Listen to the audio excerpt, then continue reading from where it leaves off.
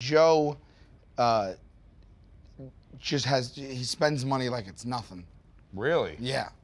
He's an impulse buyer. And like, so Joe will come home sometimes, like Joe came home one time with a parrot and a Cadillac that he got that day. True story? True story.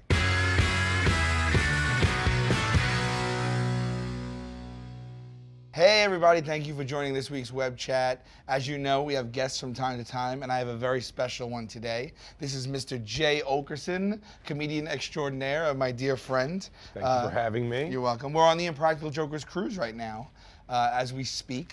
Yes, as we speak, and rock. And rock back violently from side to side. It's been really terrific. We had someone stage dive into someone with osteoporosis.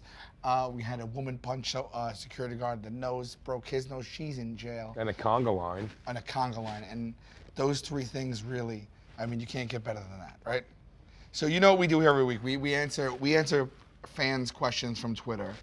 Perfect. And every week they can write to us and hashtag Ask a Joker. And then weekly we answer your questions. So this is a very special cruise edition with a very special guest. So let's get going. So Tommy asks, will you be going to the AC/DC shows in New York in April? Anyone know where they're playing? AC/DC in April in New York? Probably the Garden, if I had to guess. It's funny that Tommy just like, he wants to know what I'm doing. Like, he wants to know if I'm going to AC/DC in April in New York. I don't know what he's getting at, Tommy, exactly. Yeah, he wants to know where your seat is. He's gonna ask yeah, like what is the end game for Tommy with this question? Like, will you be going to AC/DC? Does he just want to know if I'm an AC/DC fan? Because he could have just asked that. Yeah, because that is weird to ask specifically, are you going to that show? Yeah, like I'm wondering now, is Tommy a stalker?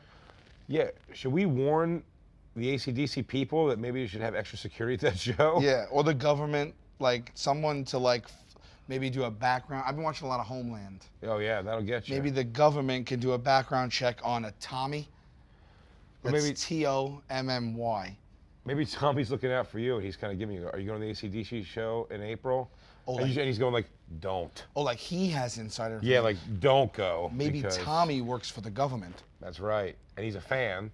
Right. Clearly. And he's been made aware of a plot of someone to assassinate me at the AC/DC show in April. So he's giving you a Twitter nudge. Right. This is like an under the radar. This is like a clue. It's a clue. This is like, we have our first clue. Yeah, it's like this is like Blue's Clues. The answer, in short, is I'm not going to go to the AC/DC shows in April. Stu asks, what's the best piece of advice you ever received? I got to be honest. If Tommy's telling me, if this is Tommy telling me not to go and he's not the stalker, then the best piece of advice I ever received, you just witnessed live. Stu, you got it. You got the answer right there. Leah asks, what would you do if Murr and your sister had a baby? Wow. That's a toughie. Well, it's a woman's right to choose, I believe.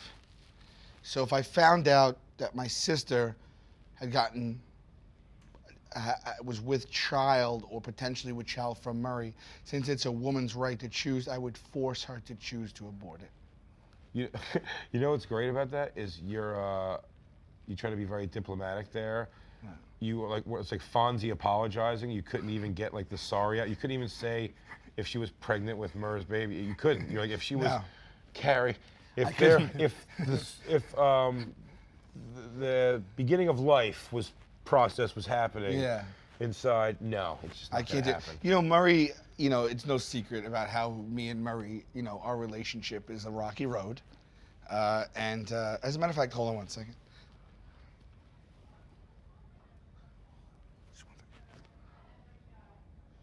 Murr, that's Al.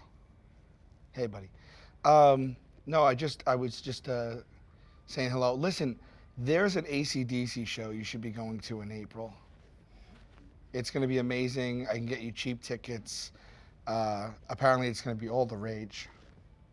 You go? Okay, cool. Yeah, I'll email you electronic tickets.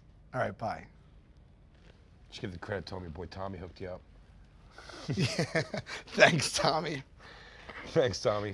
Wow, two birds, one stone. It's amazing how these random selected tweets really all seem to beget each other. I know, it's unbelievable. Here we go for the next one. Allison asks, rate the following animals in terms of what you're afraid of.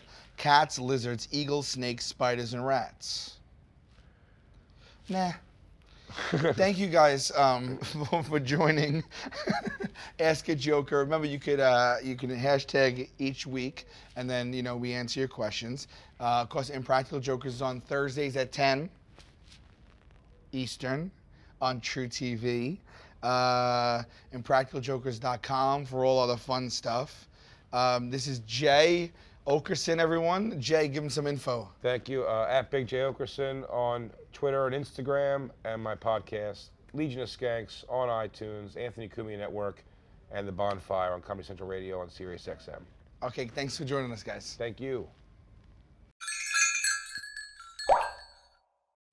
Q seems like a guy who'll go out, throw a ball, maybe. I don't know. Is he the athletic type? Yeah, no, he's not. He actually is not at all. Boomer Esiason yelled at him. He scolded him one time in front of a whole baseball stadium. Why? Because we were playing like a softball game, and Boomer Esiason was our team captain, and he was pitching, and a pop fly went to like first base, and Q went to catch it, and it was fair, and he just let it go, and everyone was like, "What?" It was like loaded bases, and so Q had to pick it up and throw it home, and Q picked up the ball and threw it to center field.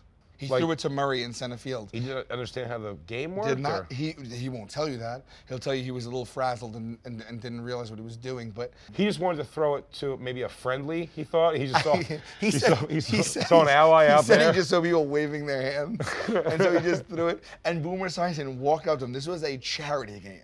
And Boomer Esiason walked up to him, got right in his face, and told him to pull his head out of his ass.